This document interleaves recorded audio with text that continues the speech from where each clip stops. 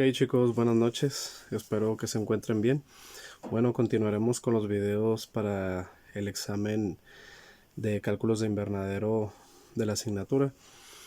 Nosotros ya vimos esta parte de los ejercicios, continuamos con parte de conceptos que se basan en las leyes que rigen la fertilización, el cual el primer término se basa en la ley del mínimo, el cual determina que el rendimiento del cultivo está directamente relacionado con el nutriente esencial que esté en menor cantidad, ¿sí? Quiere decir que si se encuentra en un punto mínimo en su concentración, en su eficiencia en base al cultivo que nosotros establecimos, va a estar ligado a otro cultivo que va a ir delimitando también su potencial, su absorción, su eficiencia. Y aquí tenemos un ejemplo.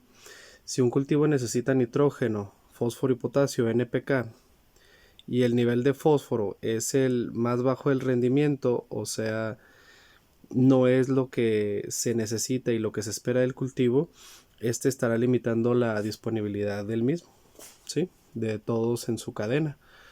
Por ejemplo, si uno determina la potencialidad del otro en base a sus valores mínimos, estos se van a ir reduciendo cada uno poco a poco y la cantidad que apliquemos va a ser ineficiente, va a ser innecesaria y no va a ser funcional.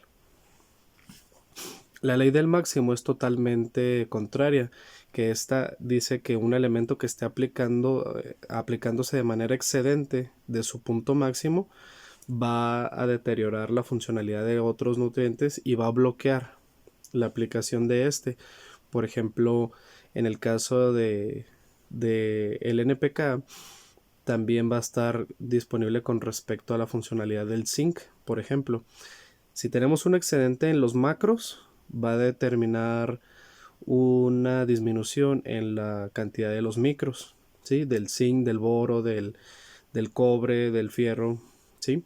Porque la planta va a utilizar toda su funcionalidad, toda su energía en potenciar y en tratar de sintetizar uno de los macro, y lo que va a pasar es que los micros los va a desatender, entonces estos van a empezar a disminuir en cuanto a su rango de eficiencia en la planta.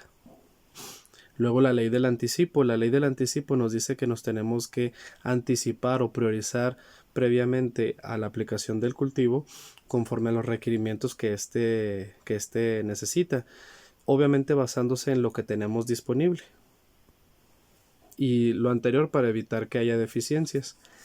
La ley de calidad biológica se basa en mantener la nutrición de, aquí se los voy a señalar, mantener la nutrición y la estructura del suelo mediante la incorporación de materia orgánica, materia seca y la rotación de cultivos para que haya una buena generación de materia orgánica, intercambio bacteriano y flujo de nutrientes. La ley de restauración por fase contraria se basa en reponer o reestructurar la nutrición de un suelo pobre, ¿sí?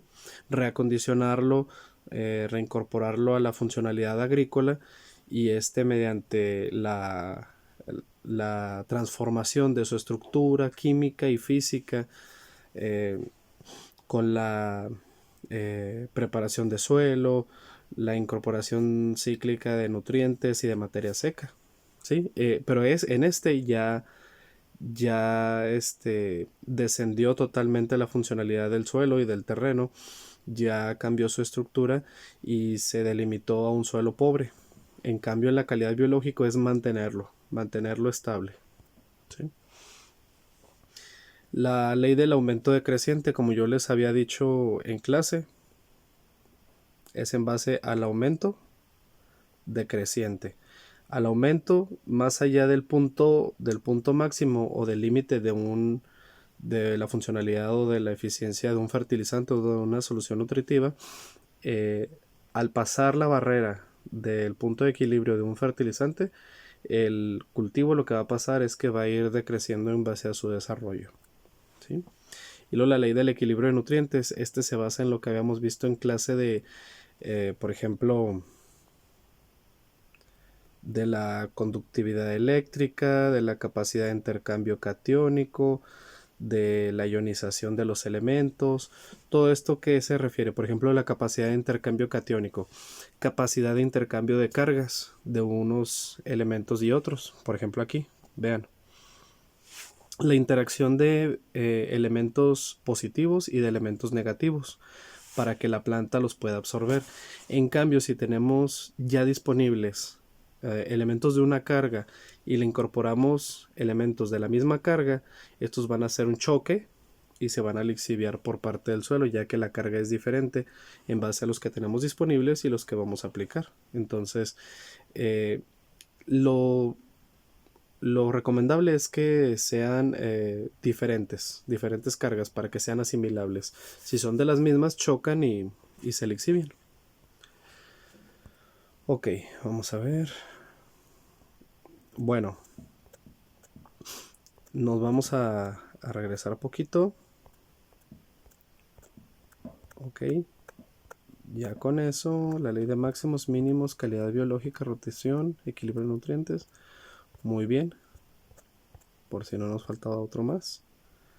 Bueno, en el caso de del cálculo de nutrición de los elementos, acuérdense que nosotros vamos a dividir, por ejemplo, en los de solución nutritiva, nosotros vamos a dividir, si nosotros tenemos, por ejemplo, de nitrógeno 20 gramos por litro, de fósforo unos 15, y luego de potasio tenemos unos 10, 20, 15 y 10, en un periodo de 7 días, una semana, ¿sí?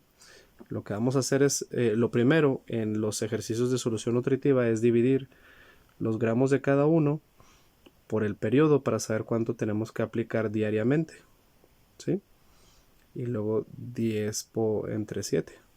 Ya cuando sabemos ese resultado del periodo, lo que vamos a hacer después es, por ejemplo, si nosotros tenemos un fertilizante de 18, 20, 15, ahora el resultado de aquí, ¿sí?